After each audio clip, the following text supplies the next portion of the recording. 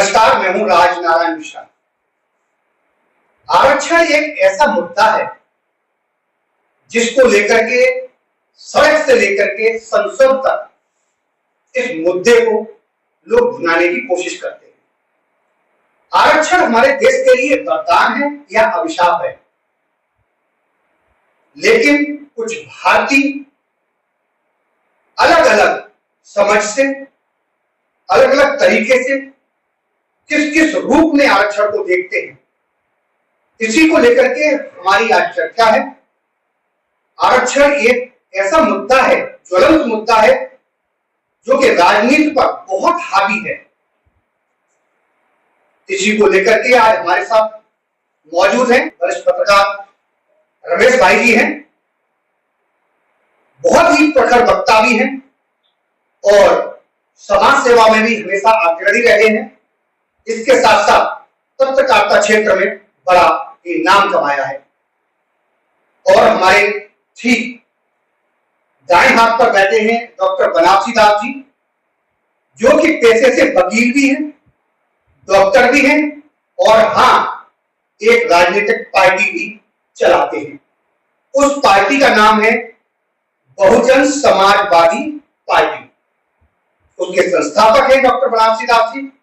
आज हमारा मुद्दा है आरक्षण, रिजर्वेशन। कितना सही है, कितना गलत है, इस बारे में हम चर्चा करेंगे। तो सबसे पहले हम डॉक्टर साहब से ही शुरू करते हैं। डॉक्टर साहब, ये आरक्षण क्या है, क्या भला है जिसके ऊपर इतना बवाल होता रहता है? आपका इस डिबेट में तहे दिल से स्वागत, धन्यवाद। और जो जनता देखेगी, संवैधानिक चीजों पे गौर बात होगी। और ये जो प्रश्न मिश्रा जी ने पूछा, मिश्रा जी के लिए मैं बोल दूं, मिश्रा जी ने सभी का इंट्रोडक्शन जरूर तो दिया है, मगर मिश्रा जी वो वक्ता है और वो प्रवक्ता है और वो पत्रकार हैं जो शायद एक जमीनी स्तर से लेके आप जैसे कई सारे जो वक्ता हैं, चाहे नेता हैं, उनके पसीना छुटाते रहे बार बार। और आज जो विषय है सर, आपको अनेकों विषय पे ऐसी बात होगी, केवल आरक्षण नहीं है, अपितु जो विषय पे वो बोलेंगे शायद आपको कठिन महसूस हो। और पत्रकार हैं तो शायद आप करें, मगर विषय को हम नहीं छोड़ेंगे। सवाल का जवाब शुरू करें, आरक्षण से क्या है? तो ऐसा है कि आरक्षण जो आप बात कर रहे हो ना, आरक्षण का मतलब है किसी चीज को किसी समाज के लिए, किसी व्यक्ति के लिए, किसी बच्चे के लिए, किसी औरत के लिए या किसी जानवर के लिए भी कुछ चीजें सुरक्षित कर दें कि भाई ये इसको वरीयता के तौर पे दी जाए। आरक्षण जो है आज से नहीं, जब से सृष्टि बनी है तब से चला है। आज का नया नियम नहीं है, बहुत पुराना। जी। आदम और हव्वा बने तब आदम हव्वा बनाने वाले ने बताया कि तेरी ड्यूटी है, ये है। तो आरक्षण बेसिकली मैं बहुत सिंपल चीजें में समझाता हूँ आपको। आरक्षण 3 चीजों पे नाम लिया जी, योग्यता, अवसर और आरक्षण। योग्यता किसी एक जाति की नहीं है, ये मैं आज डिक्लेयर कर रहा हूँ। वो ये नहीं कह सकता योग्यता सिर्फ फला जाति में, फला वर्ग में होती है। योग्यता हर समाज में, हर व्यक्तियों में होती है। आदम और वो जो बोला कि इंसान के अंदर कलाएं जिसको कहते हैं होती है जी। और अब उसको अवसर मिला या नहीं मिला, सवाल ये उठता है। जिस आदमी को योग्यता तो थी, अवसर नहीं मिला, तो अवसर नहीं मिलने का मतलब क्या हुआ कि उसके साथ अन्याय हुआ। कुछ लोगों को अवसर मिलता रहा, या बुरी और बुराई और भलाई की बात नहीं कर रहा हूं, कुछ लोगों को अवसर मिलता रहा तो वो अपनी योग्यता दिखाते रहे। कुछ लोगों के लिए अवसर बंद कर दिया था कि भाई आप पढ़ नहीं सकते, आप लिख नहीं सकते, आप ये काम नहीं कर सकते। ये सामाजिक दृष्टिकोण से बोल रहे हैं, न्यायिक दृष्टिकोण, मानवीय दृष्टिकोण से बोल रहा हूँ जी, मानवीय दृष्टिकोण से। फिर समझदार लोग आए, उन्होंने कहा कि भाई चूंकि योग्यता सब में होती है, इसलिए आरक्षण दिया जाए उन लोगों को जिनको अवसर नहीं मिला है, इसको आरक्षण दिया जाए। रमेश भाई, जैसे अभी अपने पत्रकार साथी ने बबलू चक्रवर्ती जी ने ये बोला कि जातिगत आधार पर आरक्षण नहीं होना चाहिए, ये आरक्षण आर्थिक आधार पर मिलना चाहिए, कितने सहमत हैं? बिल्कुल खंडन करूंगा और मैं निरस्त करता हूँ इस बात को, और ज्यादा घुमा फिरा की बात ना करते हुए भारत के संविधान के ऊपर सीधा बात करते हैं सर, क्योंकि राजनीतिक पार्टी आप चलाते हैं। विशेष तौर पर अगर बात की जाए, आरक्षण एक ऐसा मुद्दा नहीं है, अभी तो इसको संविधान में बिल्कुल बाकायदा सेक्शन वाइज इसको बताया गया है, मानेंगे बात को? तो संविधान के ऊपर अगर बात करें, भारत के संविधान में जो लिखा हुआ है, आप वकील हैं तो आप बखूबी जानते हैं इस आरक्षण व्यवस्था को। आंकड़ा के साथ आप बता पाएंगे जातिगत व्यवस्थाओं के ऊपर कौन कौन से जाति वर्ग को किस परिमाण में यहाँ पर आरक्षित किया गया है, चाहे वो नौकरी हो, चाकरी हो, भिन्न भिन्न अवस्था में आप इस चीज को देखेंगे, रिफ्लेक्सेस आपको मिलेंगे। अभी ये बात आ रही है कि भाई आरक्षण, अभी जो बबलू जी ने बोला कि भाई कोई कुछ कर रहा है, कोई कुछ कर रहा है, वो आज नहीं है। अगर आप आदम और नारी उस जमाने से परमात्मा की बात से शुरू करके भारत के संविधान तक हम सफर करके आ रहे हैं, तो ये नहीं था। अभी कलयुग में जिस प्रकार से श्रेणी विभाग, जाति विभाग से हट करके लोगों ने पैसे का तर्ज और पैसे के आधार, पैसे के बैकग्राउंड पर आज कुछ, मुझे नहीं लग रहा है कि जातिवाद या वर्णवाद कुछ रह गया है। सर ये आप सहमत होंगे? पहली बात पूछ रहे हो? जी बिल्कुल पूछ रहा हूँ, एक इंसान के नाते पूछ रहा हूँ, था या नहीं था? आज की डेट में पूछ रहा हूँ, क्या लगता है कोई आज नीच जाति वर्ग के पास भी 8 करोड़ की प्रॉपर्टी मिल रही है और अच्छे खासे सोसाइटी में वो बैठा हुआ है, तो वहां पर शायद एक कुमार की अवस्था में था, कोई मिट्टी का घड़ा बनाता था, आज की डेट में उसके पास करोड़ों की संपत्ति होने के बावजूद वो एक अच्छे जगह पे रह रहा है, तो शायद वो पुरानी अपना जो पैसा है उस पर काम नहीं कर रहा है। जी सब जैसे कि ये जो आप बोल रहे हैं, कोई व्यक्ति करोड़पति बना बैठा है, ये एक्चुअली किसी अच्छे ब्राह्मण से बुलवा दो, योग्य ब्राह्मण जो 100 में से 100 लेके आता है, ये वो ब्राह्मण बोलते हैं जो 30% भी नंबर ले ला पाए, जो कहीं नौकरी करने के काबिल नहीं है, ये उनकी जलन बोलती है। मेरे बहुत सारे ब्राह्मण दोस्त है, साथ उठते थे, बैठते थे, कभी उन्होंने मेरे से भेदभाव नहीं किया, लेकिन मैंने ये देखा कुछ ब्राह्मण ऐसे थे जो 33% पर पास होते थे, वो जलन करते थे, तो उन लोगों की जलन है। और रही बात कोई छोटी जाति का व्यक्ति बड़ा बन गया, आप उदाहरण दिल के बनो ना, आपके यहाँ तो करोड़ों अरबोंपति लाखों संख्या में बड़े बैठे, एक बन गया तो जले जा रहे हो, क्यों जल रहे हो? आरक्षण के ऊपर खत्म हो जाता है। आपको शायद पता ही नहीं है आप जो बोल रहे हो क्या बोल रहे हो। कभी आप वर्ण बोलते हो, कभी आप जाति बोलते हो। अरे वर्ण जो है 4 होते हैं, ब्राह्मण, क्षत्रिय, वैश्य, जाति होती ही नहीं है। तो अभी आरक्षण संविधान में किस आधार पर दिया गया है? अरे वर्ण विशेष के ऊपर समझने की कोशिश करो, समझने की कोशिश करो। मैं किसी को यहाँ बुराई नहीं कर रहा हूँ, आपको कोशिश कर रहा हूँ। देखो, ब्राह्मण वर्ग, क्षत्रिय वर्ग, वैश्य वर्ग, शूद्र, इन सब के लिए काम आरक्षित थे। जी, काम आरक्षित थे। हाँ, और उसी के आधार पे उनको योग्यता दिखाने का मौका मिलता था। हाँ, सुन लो, बात खबर करो। आप कंफ्यूज हो रहे हो, कभी आप ब्राह्मण करते हो, कभी वर्ण बोलते हो, कभी जाति बोलते हो। आपको पता ही नहीं जाति क्या होती है, वर्ण क्या होती है। आप क्लियर करो, आप अपने दिमाग से पढ़ के आओ जाति क्या होती है। मैं केवल संविधान अरे सुनो, कह रहा हूँ। अरे सुनो, हमने जाति, अरे सुनो, ये वर्ण, सुनो मेरी बात सुनो। आप कुछ भी बोले चले जाओ, आप कहने से सच्चाइयां बदलेंगे नहीं समाज की। 4 वर्ण है, जाति तो है नहीं, और वर्णों में आरक्षण है शुरू से। आप जाके देख लो हमारे सारे ग्रंथ कि ब्राह्मण पठन पाठन करेगा, बढ़िया व्यवसाय करेगा, क्षत्रिय जो है अमरैनी वो अलग बातें चल पड़ेगी, वो रक्षा करेगा, शूद्र सेवा करेगा। जानते कौन होता है?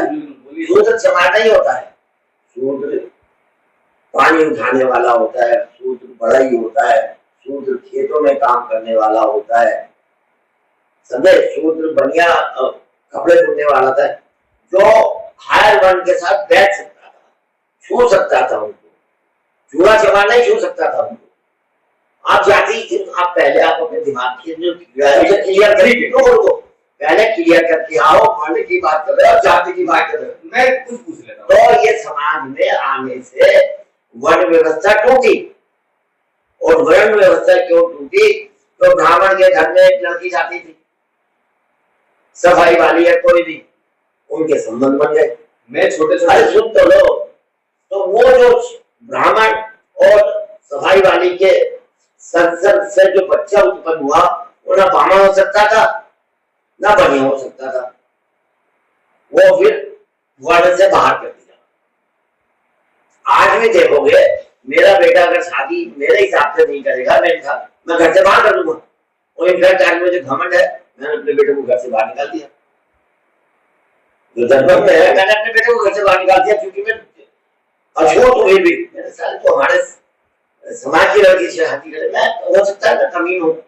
अछूत कह रहे हैं, अछूत का एक सेकंड, मैं जो पीछे जो फोटो लिखा है डॉक्टर साहब बिल्कुल साथी, अच्छा साथी रखें, मैं थोड़ा सा क्लियर तो पहले आप वर्ण और जाति क्लियर करें, तब मैं उस पे जाना ही नहीं, मेरा छोटा सा आपने शुरू किया वर्ण और जाति, ठीक है आपने किया है, उसका काम वापिस लो या नहीं, वापस नहीं लूंगा। मैं संविधान के रचयिता भीमराव अंबेडकर साहब जी की फोटो पीछे है, मैं मात्र संविधान के ऊपर बात करूंगा। वकील साहब मेरे छोटे शब्दों का उत्तर दीजिए।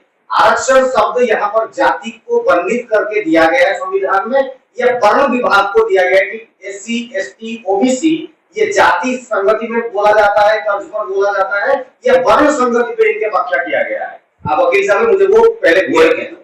वर्ण व्यवस्था की असंगति के कारण जो बच्चे पैदा हुए वो अछूत कहलाए, नीची जाति कहलाए, वो वर्ण व्यवस्था में नहीं रहे।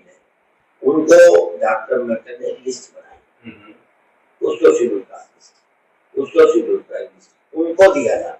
तो वो जाति के वर्ण हुए, जाति ना, वर्ण को आप कैंसिल करें। मेरा सवाल इसी पे ही था। मैं कौन हूं तो कैंसिल आप भी नहीं कर सकते। तो संविधान की बात हो रही है ना, मिश्रा जी, संविधान के सवाल करेंगे। अब जो संविधान क्या, भारत की सरकार के किसी की भी पाबंदी जो वर्ण व्यवस्था विनाश करते हैं। मेरा एक प्रश्न है, आपने भी बोला कि जिसके साथ एक तो ब्राह्मण को टारगेट कर रहे हैं, पहली बात, ठीक है ना, और न क्षत्रिय को न वैश्य को और किसी को टारगेट नहीं करता, ब्राह्मणों को टारगेट कर रहे हैं। ये भी प्रश्न हम आपसे करेंगे।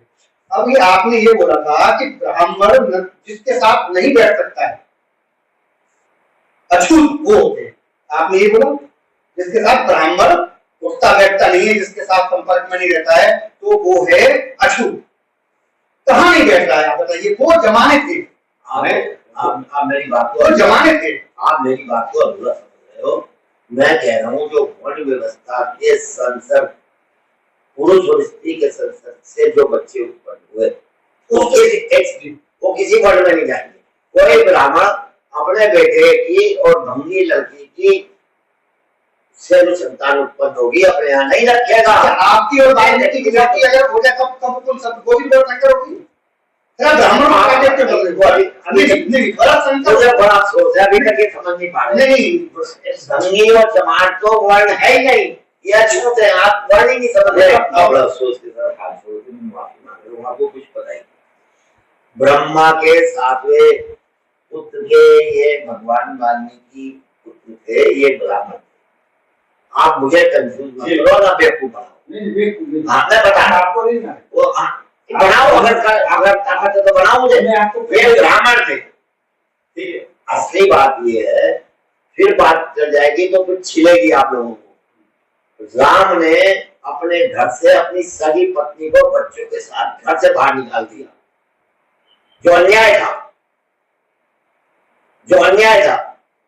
और भगवान वाल्मीकि ने फिर अपना नाम रख के उनको पाला। बात समझो मेरी जो मैं कह रहा हूं। हाँ, और वहीं से वर्ण विच्छेद चालू हुआ, क्योंकि राम क्षत्रिय और रावण ब्राह्मण, ब्राह्मण और क्षत्रिय के सम्मिलन से जो बच्चा पैदा हुआ, राम अपने घर नहीं रख सकता था क्योंकि वो वर्ण नहीं था, इसलिए उसको ये अलग एक तरीके से बनाया गया। अछूत वो जाती है, फिर मैं समझा रहा हूँ, नहीं समझ में आ रहा है तो फिर समझा। आज भी बता रहा हूँ, मान लो मुझे इसको ब्राह्मण मान लो, इसको कन्या मान लो, ब्राह्मण का लड़का बनिए की लड़की, ये बच्चे पैदा हुए, ब्राह्मण कहेगा ये मेरा नहीं है, बनिए की लड़की का बच्चा कहेगा ये मेरा नहीं है, फिर क्या करता समाज? साले तू निकल गया, वहां चला जा, वो अछूत हो गया। बात ही नहीं। अब ये विवेक और विवेक इधर व्यवस्था पर जा चुकी है, जो गलत संकट पे आप ले गए। मैं सिरे से खंडन करता हूँ। मैं आप सीधे आरक्षण के मुद्दे पर मैं बिल्कुल उसी पे आता हूँ। मैं सिर्फ यहाँ पे 2024 में बैठा हुआ हूँ। हमारे साथ एक वकील मौजूद है, डॉक्टर साहब मौजूद है, और मैं पूर्णतः संवैधानिक चीजों के ऊपर बात करूंगा। आज की डेट में जातिवाद से हम लोग परे हो चुके हैं, वर्णवाद से हम बाहर हो चुके हैं। अगर आप दिल्ली में रहते कोई भी कॉर्पोरेट ऑफिस में आप काम करेंगे, उस जगह पर हिंदू, मुस्लिम, सिख, ईसाई, वर्ण, जाति, हर वर्ग के व्यक्ति वहां पर बैठ कर कार्य करते हैं। मानिए डॉक्टर साहब की बात को, संवैधानिक चीजों पर अगर हम बात करते हैं, एससी, एसटी, ओबीसी इत्यादि जातिवाद और वर्णवाद को मिला जुला करके जिस प्रकार से संविधान में लिखा गया है कि इसको इतने परसेंटेज आरक्षण मिलेगा, महिलाओं को इतने परसेंटेज आरक्षण मिलेगा, लंगड़े को इस तरीके से मिलेगा, लूले को इस तरीके से मिलेगा, इस जाति को इस मिलेगा, ओबीसी को, एसटी को, एसटी को, इस तरह का लिखा हुआ है। अगर आंकड़े के साथ बात करेंगे तो जवाब दो ना। मैं अभी चाहता हूं कि आप बिल्कुल आध्यात्मिक में ना जाएं, ना बाएं जाएं, ना दाएं जाएं। 2024 में संविधान को उठा के आंकड़े के साथ बात करें और जो चीजें लिखी हुई है उस पर आप बात करें। मैं आज की डेट में जातिवाद को सिरे से खंडन करता हूं, और दिल्ली में जो इस प्रकार की व्यवस्थाओं को लोग बिल्कुल ही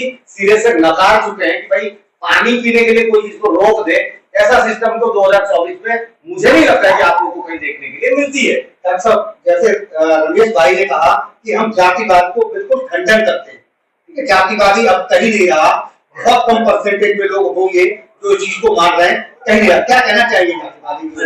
क्योंकि ये आरक्षण भी जाति के आधार पर, जो समाज आपके मिलने से बनता है ना, समाज रमेश के मिलने से बनता है, दो आदमियों के मिलने से समाज नहीं बनता है। आप लोगों को गलत फहमी है कि मैं समाज हूँ। अरे आप सिर्फ दो आदमी हो, ठीक है। समाज जो है करोड़ों वर्गों समाज है, वो समाज है। आज वन व्यवस्था भी है, आज जाति व्यवस्था भी है, और आज जलन भी है, और अच्छे लोग भी है। ब्राह्मण का कोई भी टॉपर लड़का, मैं आपको इनाम दूंगा 10,000, 5,000, 1,00,000 टॉपर जो अछूतों के आरक्षण के खिलाफ बोल दे। मैं आपको 50 ऐसे ब्राह्मण ला दूंगा जो 30% लेके नौकरी नहीं पा सके, और लोग देख हाय आरक्षण, हाय आरक्षण, अपनी अयोग्यता नहीं छिपा रहे हैं, जलन भरे चले जा रहे हैं। स्मार्ट समझो जो मैं कह रहा हूँ, ये वो लोग हैं जो तरक्की नहीं कर पाए, अयोग्य लोग हैं, वो समाज में गैर फैला है। वो लोग मेरे साथ पढ़ते थे, कहते डॉक्टर बिल्कुल सही हो रहा है, बिल्कुल सही हो रहा है, मिलना चाहिए। और बल्कि वो मुझे नोट देते थे, अपने नोट देते थे कि डॉक्टर ऐसे नहीं, और मैं उनको पढ़ के बराबर के नंबर लगा। आरक्षण मेरे हिसाब से जो हजारों सालों से, सैकड़ों सालों से कुछ लोगों के खिलाफ षड्यंत्र चलता आ रहा था कि तू पढ़ेगा नहीं, तू लिखेगा नहीं, उसकी करेक्शन हो रही है, और वो करेक्शन में भी लोग चल रहे हैं। आज आईएएस की बात करो, मैं कोई ऐसा नहीं कह रहा हूँ, शायद 3% आरक्षण है, नाम तो 5.5% है, 3% नहीं, जल के मरे चले जा रहे हैं, जल के मरे चले जा रहे हैं। मैं मिश्रा कैबिनेट सेक्रेटरी को जानता हूँ, खुश होता है, कहते यार ये लड़का ये आपका है, यहाँ क्या नोट्स बना के लाता है। मिश्रा का पर्सनल, मोदी का पर्सनल सेक्रेटरी है। तो ये जो लायक ब्राह्मण है ना, वो तो खुश होते हैं। जो नालायक है, जिनको बाबू की नौकरी नहीं मिली, जो कहीं काम नहीं कर सके, वो चिल्लाते फिरते रहते हैं, आया रखे। आपसे प्रश्न ये है, जैसे डॉक्टर साहब ने ये बोला था अभी कि विसंगतियां रही, दबाए गए, है ना, तो क्या उसका ये बदला लिया जा रहा है? क्या उसका बदला अब इस पीढ़ी से लिया जा रहा है? आपके हजारों साल से लोग दबाए गए, कुछ ले गए, तो क्या अब इनका क्या दोष है? जो अभी पीढ़ी है उसका क्या दोष है? ये बताइए। अगर किसी ने ब्राह्मण के घर में जन्म ले लिया, मान लीजिए मैं हूँ, मैंने अगर ब्राह्मण के घर में, क्या मैंने जानबूझ के जन्म लिया था ब्राह्मण के घर में, तो मेरा क्या दोष है? ये बताइए। ये सवाल मुझे था इसलिए क्योंकि 2024 में फिर पुनः बार करूंगा। आदि अनंत काल से ब्राह्मण समाज को ऋषि, महर्षि, विद्वान जो थे वो समाज को शिक्षा देते रहे, और जाहिर सी बात है वो ब्राह्मण समाज से ही आते थे। और वहां पर जो दलित समाज, छोटी जात है, नीची जात है, किसने कितनी शिक्षा ली नहीं ली, उनको इतने भी, ब्राह्मण की बात बार बार हो रही है ना, ब्राह्मणों ने समाज में शिक्षा फैलाने के लिए कभी कोताही नहीं किया। राजा महाराजाओं के सभाओं में रह करके हमेशा एक मार्गदर्शक की भूमिका निभाते रहे, ये लगातार होता हुआ। मगर यहाँ पर देखा गया है, जो जाति वर्ग की बातें बोली जा रही है, जाति वर्ग से आते हुए, चाहे छोटी जात बोल रहे हैं, वर्ण विभाग बोल रहे, चाहे किसी भी श्रेणी से आते थे, वो कभी भी विद्या को एक प्रॉपर तरीके से नहीं ग्रहण किए, हमेशा पिछड़ते रहे। 1947 में जब भारत स्वाधीन होता है, उस टाइम की भी बात देखा गया है, विद्या से हमेशा छुटकारा पाते रहे, कभी विद्या को आलिंगन नहीं किया, कभी उस आधार पर अपने शिक्षा की योग्यता को नहीं बढ़ाया। इसी वजह से सभी जाति वर्ग को मद्देनजर रखते हुए समाज के लोग आए कि भाई ब्राह्मणों की भत्सक कोशिश करने के बाद भी, इतनी बुद्धि विद्या देने के बाद भी ये कुछ जाति वर्ग रह गए हैं, वो शायद आगे पढ़ना ही नहीं चाह रहे हैं, शायद आगे बढ़ना ही नहीं चाह रहे हैं। इसलिए इन लोगों को आरक्षण के ऐसे शब्दों के बारे में रखा जाए, कम से कम भैया ना भी पढ़ोगे तो से कम इस किताब के आधार पर आपको नौकरी चाकरी व्यवस्थाएं मिल जाएगी।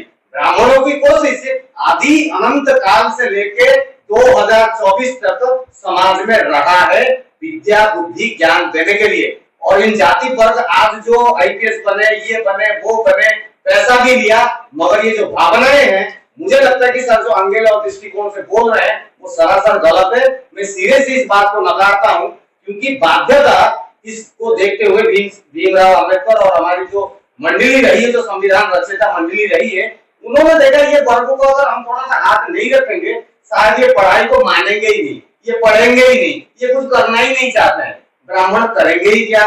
पोथियान सब हम देते रहे, विद्या देते रहे। जब राजा महाराजा होते थे, बारंबार ब्राह्मणों को ही आगे कर, भाई इनको मार्गदर्शन दो, बुद्धि दो, इनको विद्या दो, कब कमी रही है? सब आज भी रमेश जी का कहना ये है कि उन्होंने विद्या ली ही नहीं। आपने क्या बातें क्या पाए हैं? नहीं, अब जो क्या पाए हैं, मैं उनकी बात, आप उनकी सन से बोल रहे हो। मैं उनकी सन से नहीं, हमें एज इनका आपसे जो उन्होंने बात रखी है वो आपसे पूछ रहा हूँ। आप ये जैसे कि रमेश जी ने ये कहा कि 2024 तक, आज तक उन्होंने ज्ञान की तरफ मुड़े ही नहीं ज्यादातर लोग। अब उनको आरक्षण के थ्रू उनको जबरदस्ती उनको ऊपर तक पहुंचाने की कोशिश की जा रही है। जी, इस तरह ये करेक्ट नहीं है। ये बात आपकी एकदम झूठ है, आपको नॉलेज ही नहीं है।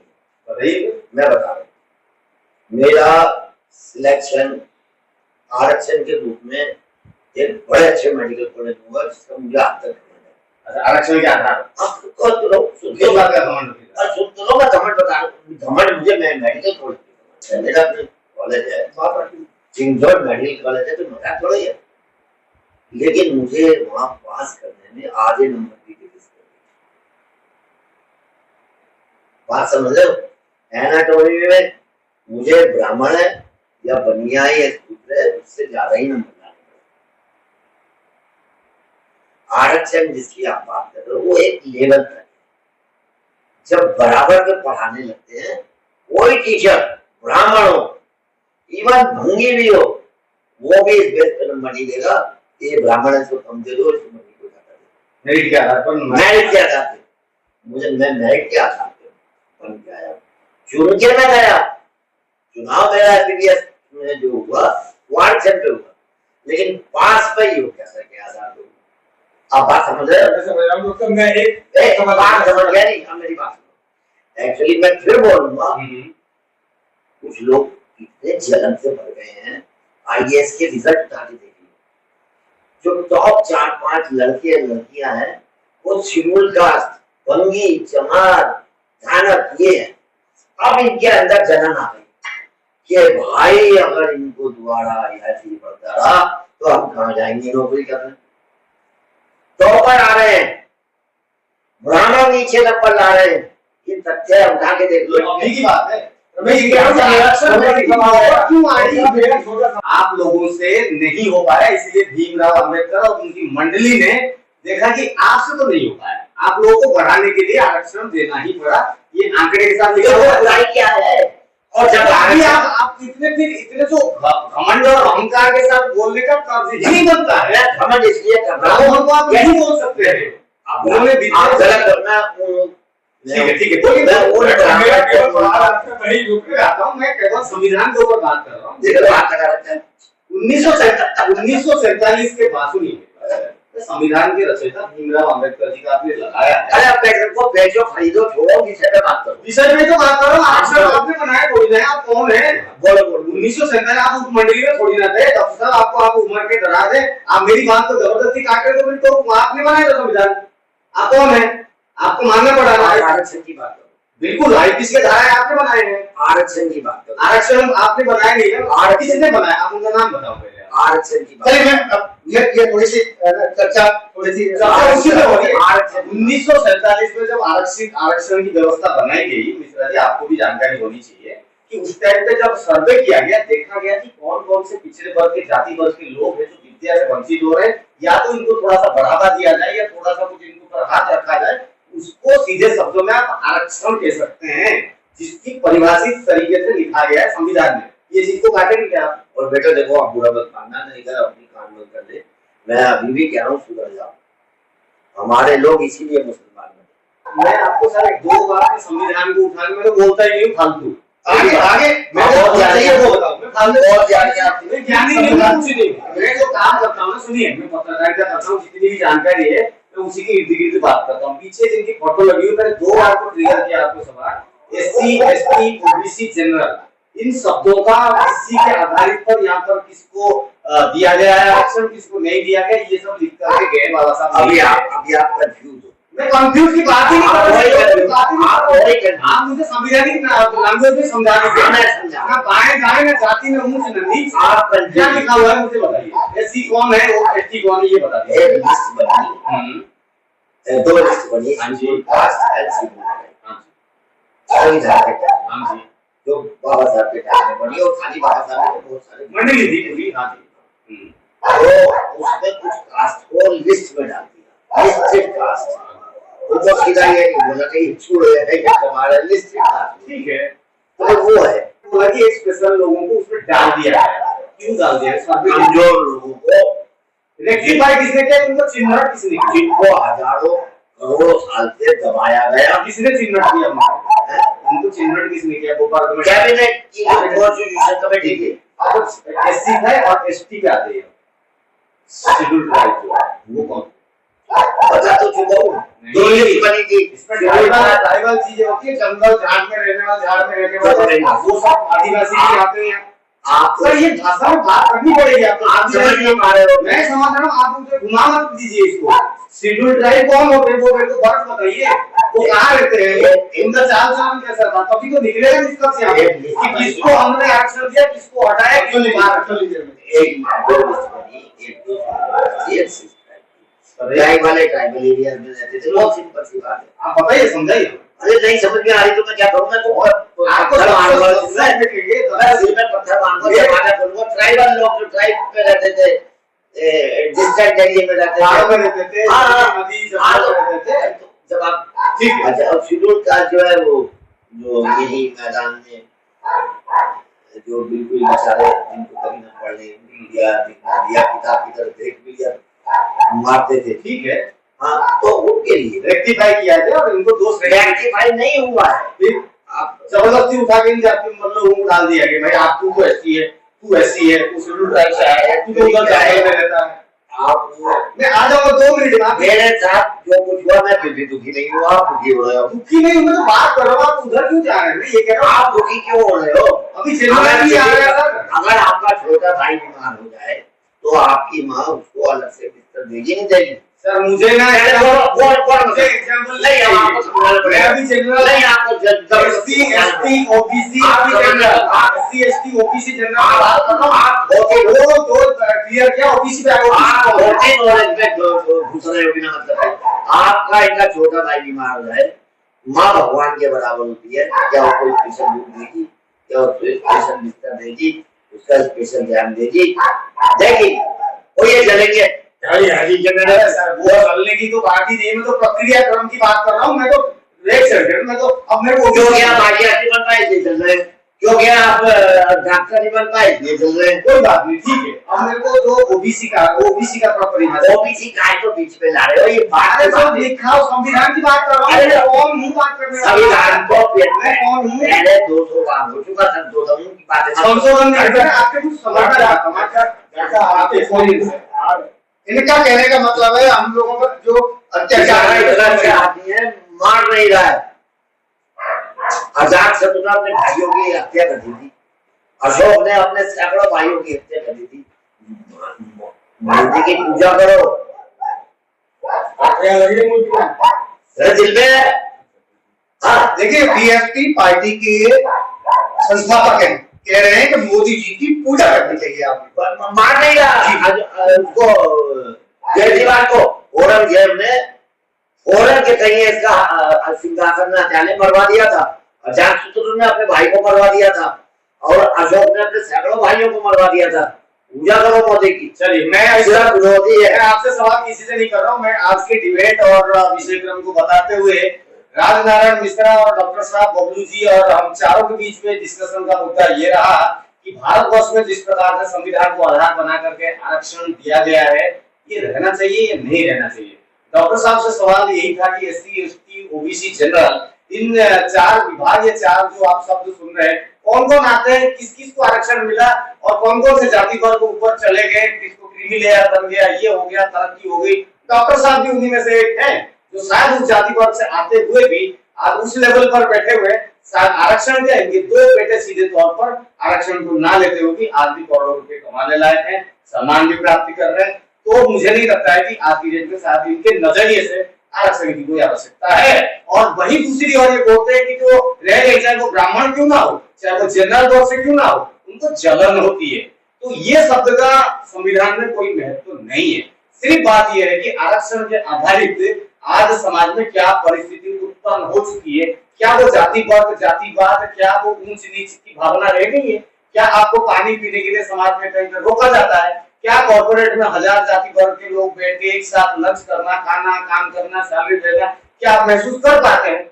जब आज की डेट में 2024 में ये सब व्यवस्थाओं में कहीं पर भी जाति पद बैठ के गॉसिप होती है तो ये बकवासबाजी जरूर होती है।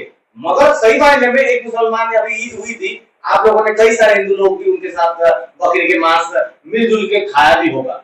मगर जब बातें होती है और अन्य बातें होती है तो बहुत सारी बातें निकलती है। संविधान में ये सब लिखा नहीं हुआ है। संविधान में बाकायदा वही लिखा हुआ है, जब आप नौकरी के लिए जाते हैं, जब आप आवेदन करते हैं, तब उसमें बाकायदा एससी सर्टिफिकेट है क्या, ओबीसी के सर्टिफिकेट है क्या, इसी आधारित बात की जाती है। और उसी को आधार बना करके ये जो जाति वर्ग की कह रहे हैं एससी समुदाय के लोग आज उस लेवल पर पहुंच गए हैं, डॉक्टर साहब उनमें से एक हैं, उनको आरक्षण या उनके परिवार के लोगों आरक्षण की आवश्यकता नहीं। और भी लोगों को जानते हैं, वो लोग वहां पर पहुंच चुके हैं जिनको आरक्षण की व्यवस्था की आवश्यकता नहीं है। तो विद्या के आधार पर सर आने वाले दिनों में होना चाहिए या नहीं होना चाहिए? आप जल क्यों रहे हो? फिर अगर जलन नहीं बोल होना, जल क्यों रहे हो? ये जलन नहीं, अगर वो पहुंच गया तो आप जल क्यों रहे हो? नहीं, हम बताए अच्छी बात है तो आप जल रहे हो। नहीं, मैं कहता हूँ अभी भी 22.5% का आरक्षण मिलना चाहिए, 3.5% लोग आए और आप अभी भी जल रहे हो। और मेरी ना कंक्लूजन में और जा रहे हैं हम लोग, सभी लगभग सभी की मानसिकता पता चल गई है कौन क्या सोच रहा है। लंबी डिबेट के अंतर्गत इंसान के अंतर्गत बातें निकल करके आती है। डॉक्टर साहब को कई एंगलों से हमने सुना, 4 पत्रकार, 3 पत्रकार खुद ये भी सुने, तो डिस्कशन का मुद्दा लगभग खत्म हो चुका है। अपना अपना राय देके आरक्षण के ऊपर ये डिबेट को हम क्लोज करेंगे। उससे पूर्व में ये बताना चाहता हूँ कि आरक्षण के ऊपर मेरा निजी राय ये है कि व्यवस्थाएं आदि अनंत काल से जिस प्रकार से चलता हुआ आ रहा था, 1947 से मैं बात करूंगा, हमारा संविधान जब सभी के लिए एक जैसे चलता हुआ आ रहा, आरक्षण बताया गया 2024 में हमारा देश इतना विकसित हो चुका है, शिक्षा प्रणाली गांव गांव गली गली तक पहुंच चुकी है और उसके आधारित उसी शिक्षा को आधारित बना करके आरक्षण को बना करके आज दिल्ली, एनसीआर और जो भी शहरीकरण हो चुका है, कहीं पर मुझे तो इंडिविजुअल लेवल पर जातिगत व्यवस्था कहीं पर दिख नहीं रही है। और सभी से आग्रह है कि राजनीतिक दल हो, चाहे कोई भी पार्टी हो, कोई भी गांव हो, कोई भी प्रदेश हो, कोई भी राज्य हो, गली चौरा मोहल्ला तक शिक्षा व्यवस्था को इतना दुरुस्त किया जाए जिसमें आने वाले समय में एक कंपटीशन की भावना है और जब प्रतियोगिता होती है उसमें कोई जात पात नहीं रहनी चाहिए। सभी को शिक्षा व्यवस्था को मेरिट पे पहुंच करके शिक्षा व्यवस्था को दुरुस्त करके, पढ़ाई को दुरुस्त करके आप एंट्रेंस क्लियर कीजिए, आईएएस क्लियर कीजिए, कुछ भी करिए, मगर उसमें जातिवाद का कोई होना। आपका शरीर है, आप जब आप फिजिकल देके आप जब आर्मी ज्वाइन करना चाहते हैं, आपके शरीर को देख के आपके फिजिकल टेस्ट दिया जाता है। वहीं दूसरी अगर जब आप टेक्सुअल देते हैं, उसको आप टेस्ट पास करते हैं, तो आपका यहाँ पर टेक्सुअल भी क्लियर होता है। तो आधारित शरीर और इधर टेस्ट एग्जाम, दो एग्जाम पास करके आप आर्मी ज्वाइन करते हैं। वही आईपीएस भी अगर आप क्लियर करते हैं, उसमें भी शारीरिक टेस्ट होता है और एक पेपर वर्क होता है, पेपर एग्जाम होता है, दोनों करते हैं दोनों। तो यहाँ पे आरक्षण नहीं है। और व्यापार जहां तक बात है, ये देश और दुनिया इतनी विकसित हो चुका है कि आपको कोई भी जाति वर्ग के होते हुए भी सारे व्यापार को एक दूसरे जाति वर्ग से ये काम कर रहे हैं, उल्टा जाति उल्टे काम कर रहे हैं। तो कहीं पर मैं नहीं देख पा रहा हूँ, ये प्रैक्टिकल है, ये रियली बात है। तो आने वाले दिनों के लिए यही कहते हैं कि आरक्षण जब कुछ दिखाई दे नहीं रहा है, तो इन शब्दों को हटाया जाए और मेरिट के आधार पर, चाहे फिजिकल हो चाहे लिखित तौर पर हो, आप कोई भी एग्जाम में पढ़ाई कीजिए, चाहे कोई भी व्यापार कीजिए, सभी को स्वाधीन कर दिया जाए। भारत को स्वाधीन किया गया था और आधारित करके एससी, एसटी, ओबीसी, जनरल और इन सबको मद्देनजर रखते हुए जो आरक्षित तरीके से लोगों को बढ़ाया गया और वो जाति वर्ग रहे नहीं, बहुत विकसित हो चुके हैं। शिक्षा प्रणाली में कमी थी तो ज्यादा गांव की और हम जा रहे थे, तो अब गांव भी नहीं रहा है, शिक्षा भी पहुंच चुकी है हर जगह। तो आने वाले दिनों के लिए ये आरक्षण का कोई मूल्य नहीं है। अब सब हम लोग भारतवासी है, हिंदू मुस्लिम सिख ईसाई हम सब बराबर है। सभी लोग एक दूसरे का हाथ बटाए, एक दूसरे के साथ टक्कर के साथ चले और ये शिक्षा व्यवस्था को दुरुस्त करें, आरक्षण को हटाएं और मेरिट के आधार पर हम इस दुनिया में जीवन यापन करें। जय हिंद।